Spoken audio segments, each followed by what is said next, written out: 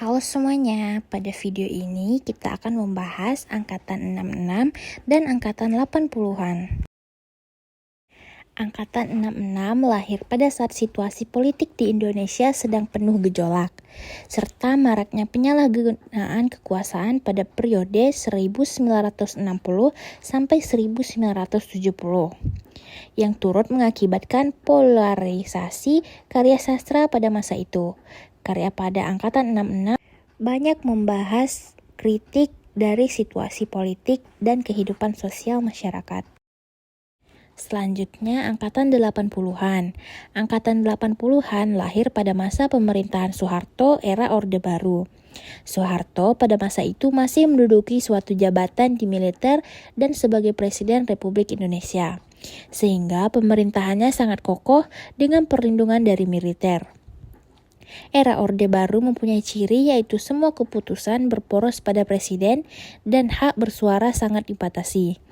Ketika ada sebuah karya yang sifatnya dianggap provokasi, mengancam, melecehkan, dan menyinggung dan merugikan, maka akan langsung ditindaklanjuti oleh Soeharto dengan segera.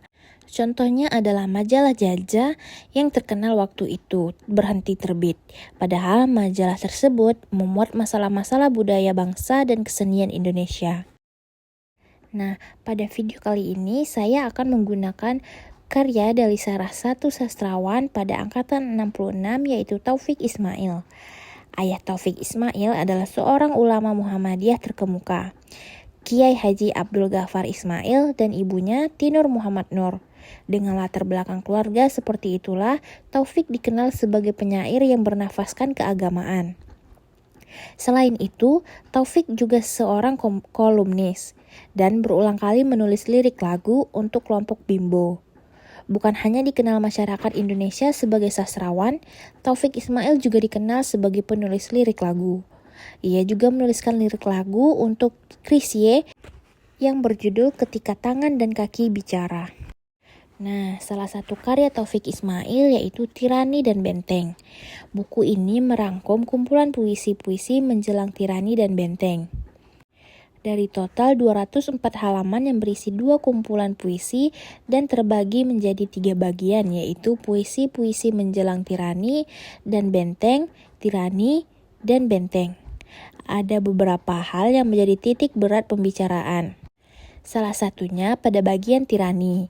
Meskipun pada bagian ini mempunyai kelemahan sebagai sajak-sajak yang berdiri sendiri karena bersifat fragmentaris, bernafas pendek, atau tidak selesai.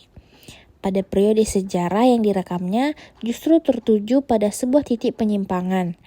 Penyimpangan dari suatu orde ke lain orde yang baru.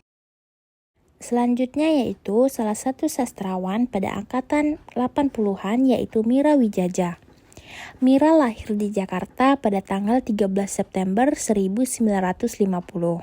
Putri dari prosedur film Othenel Wijajah dan istrinya, ia adalah anak kelima dari 5 bersaudara. Kakaknya, Willy Willianto, juga berkecimpung di dunia perfilman. Saat masih SD, Mira sudah menunjukkan bakat penulisnya. Ia sering mengirim karyanya ke majalah-majalah anak ternama. Cerpen populer pertama Mira adalah Benteng Kasih, yang dimuat di majalah Femina pada tahun 1975. Saat itu, ia masih kuliah kedokteran di Universitas Trisakti.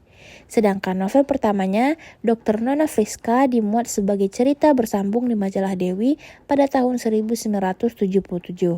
Diikuti oleh novel keduanya, Sepolos Cinta Dini. Setahun kemudian, ia menerbitkan Cinta Tak Pernah Berhutang.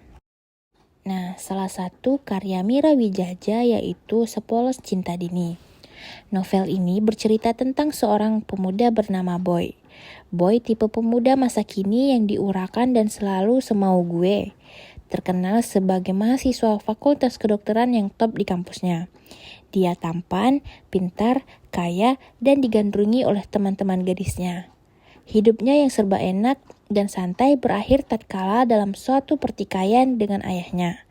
Ia diusir dari rumahnya sehingga studinya menjadi berantakan. Dalam keadaan terlunta-lunta, frustasi, dan putus asa, dia masih dihadapkan pada persoalan asmara yang lebih rumit lagi. Dia masih dihadapkan pada persoalan asmara yang lebih rumit lagi.